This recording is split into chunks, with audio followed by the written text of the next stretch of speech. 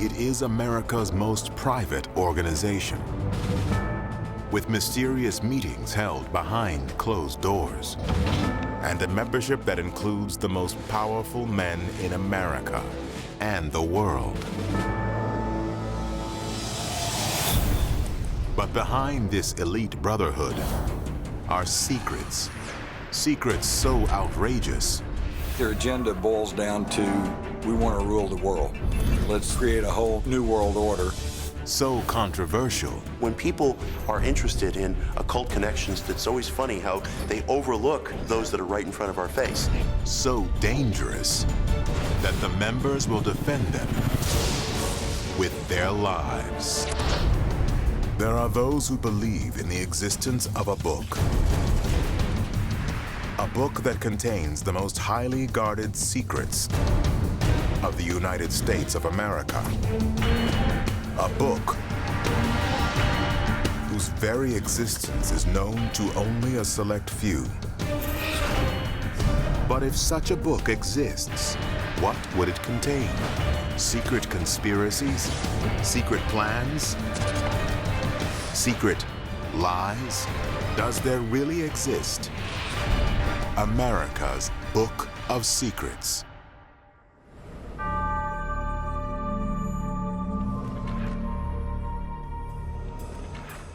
Cannes, France, November 3rd, 2011. President Barack Obama and other world leaders arrived at the 6th meeting of the world's 20 major economies, known as the G20. At recent summits in London, Toronto, and France, thousands engage in violent protests. But why? What are they so afraid of?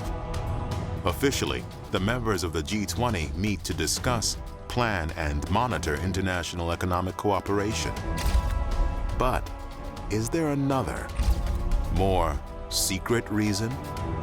Among the protesters are those who believe the group's real intention is to form a single global economically based government, otherwise known as the New World Order. An order directly connected to something even more secret: Freemasonry. For centuries, the Freemasons have been believed to be the architects behind the world's greatest international conspiracies. Members include industry titans, visionaries, world leaders, and presidents of the United States. Freemasonry in the 20th century is sort of a who's who of industry, politics, government. Go into any industry, any branch of government, and you find prominent Freemasons. So Freemasonry is almost like a gallery of American development in the 20th century. Today, there are an estimated 6 million Freemasons worldwide. And there are those who suggest the Freemasons are perhaps the most powerfully rooted in the United States of America. 14 of 44 U.S. presidents have been Freemasons, including 7 in the 20th century alone. They include William McKinley, Warren Harding, Howard Taft, Theodore Roosevelt, Franklin Roosevelt, Harry Truman, and most recently, Gerald Ford. But who are the Freemasons? And where did they come from? The origins of Freemasonry are, in many respects, shrouded in mystery. It's probably the only organization in modern life for which that's really true. Freemasonry is the world's largest, oldest, and best-known gentleman's fraternity. Mythologically, it started during the building of King Solomon's Temple, and maybe even before that. This is very important because this is where you see the roots, the real roots of modern Freemasonry. The Egyptians were great builders, stone builders. And obviously their two greatest achievements in stone building were pyramids and obelisks. It is no coincidence that pyramids and obelisks are used as symbols in the rituals of Freemasonry. Freemason meaning free builder. Here, we're not talking anymore only about building structures, physical structures. We're talking about building your own inner temple. So the building concept is very important, and that is why there is strong association with ancient Egypt. The clearest and plainest origin point for Masonry can be found within the Reformation. In the 1600s, a cluster of academics, merchants, intellectuals, politicians, clergy wanted to get together and discuss civics and religion and social issues and science in an atmosphere that was entirely outside the control or the monitoring of the church or the aristocracy. And to do this could be dangerous. People who stepped outside the accepted order of things, even late into the Enlightenment era, could be persecuted, imprisoned, and in some extreme cases could still be executed.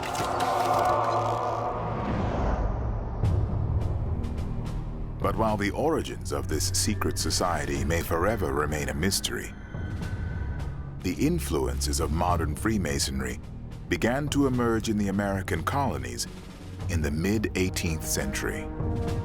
Masonry traveled to America on British troop ships.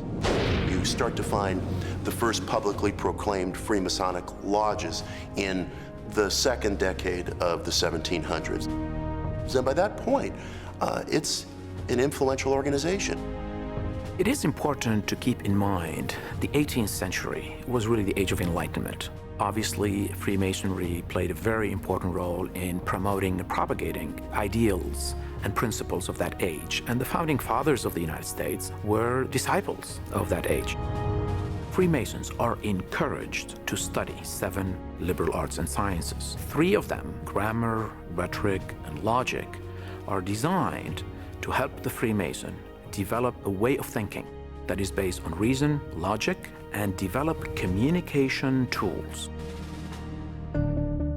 The foundation that Freemasonry is built upon is expressed in 2 symbolic tools: the square and compass.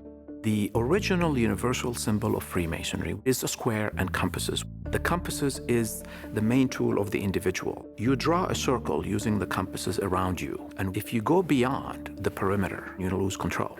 Now, because it's a compass, the circle can be larger, and how do you enlarge?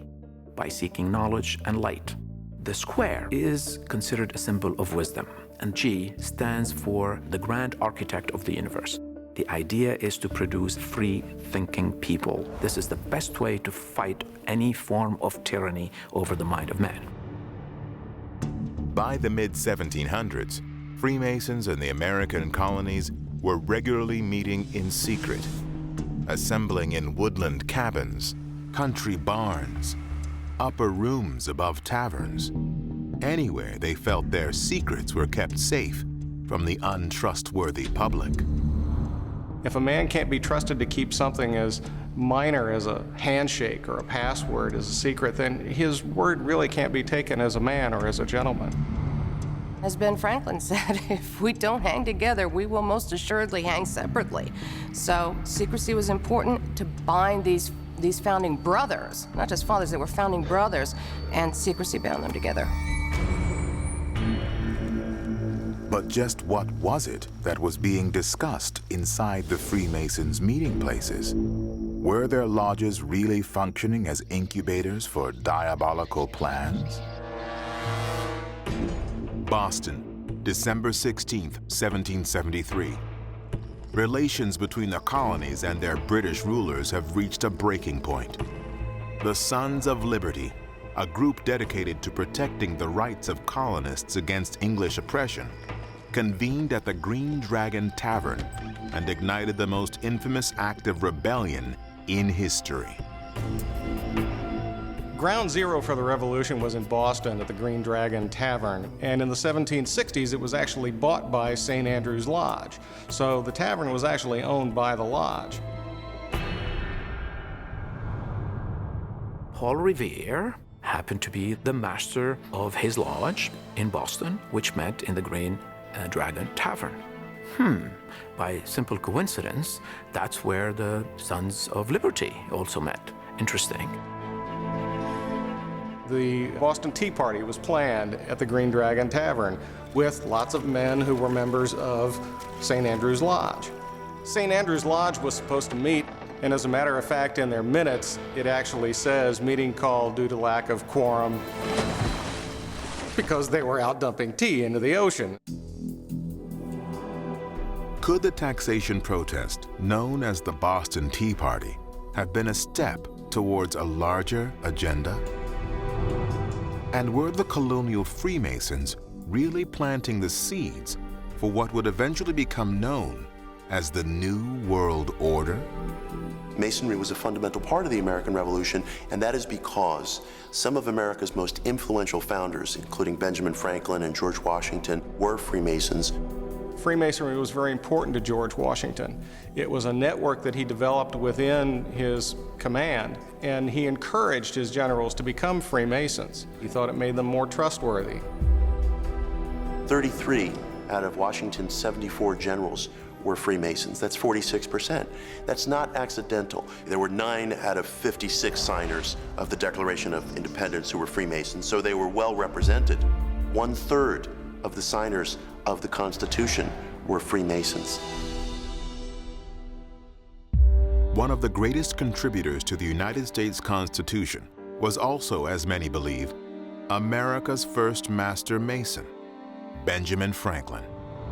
The first Masonic book published in the United States was published by Ben Franklin. It was a copy of James Anderson's Constitutions. He becomes master of a lodge very quickly after that. He becomes provincial Grand Master not much longer after that. And so he rises through the ranks very, very quickly and becomes very, very popular within Freemasonry.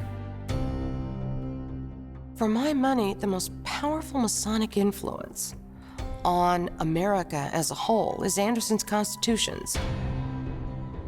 In 1717, the London Freemasons formed an official lodge, formed a Grand Lodge. They hired a man named James Anderson to write a set of constitutions by which the Freemasons would live. It is startling when you read Anderson's constitutions for the Freemasons, written in 1723. You see concept after concept after concept that appears in the Constitution and the Declaration of Independence. There are those who believe that as long as the United States has existed, Freemasonic influence on the nation has been both pervasive and profound. But are the Freemasons simply a gentleman's club, as some suggest? Or are they a secret government leading America toward a new world order? Perhaps the truth can be found by examining the group's many strange rituals, secret ceremonies that have been hidden from public scrutiny and that its members seem willing to die for.